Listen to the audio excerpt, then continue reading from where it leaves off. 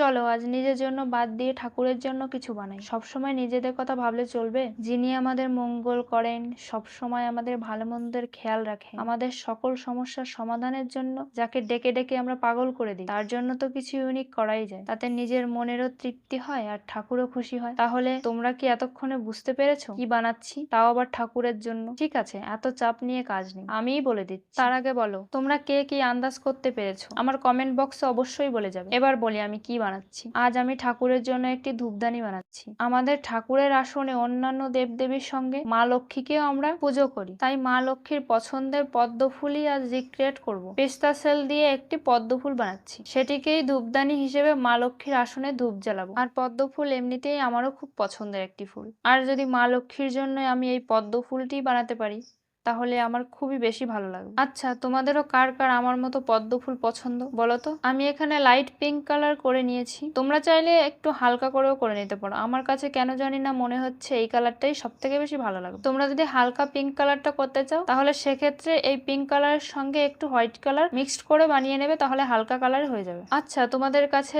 এই পিস্তা সেল দিয়ে পদ্ম ফুলের ধূপদানির আইডিয়াটা কেমন লাগলো অবশ্যই কিন্তু আমাকে জানাতে ভুলবে না। ভিডিওটি ভালো লাগলে আর এমন নতুন নতুন ইউনিক আইডিয়া পেতে আমাকে ফেসবুক থেকে দেখলে ফলো আর ইউটিউব থেকে দেখলে সাবস্ক্রাইব করে দিও, আমার সঙ্গে যুক্ত হয়ে যাও। তাহলেই এমন নতুন নতুন ইউনিক জিনিস তৈরি হতে দেখতে পারবে। আর এরপরে তোমরা কি ধরনের ভিডিও পেতে চাও সেটা আমাকে কমেন্ট বক্সে জানিয়ে যাবে, তাহলে আমি সেগুলোও বানানোর চেষ্টা করব। তোমরা একটা দুটো কমেন্ট যাই করো না কেন, দেখলেই আমার মনটা খুব ভালো হয়ে যায়।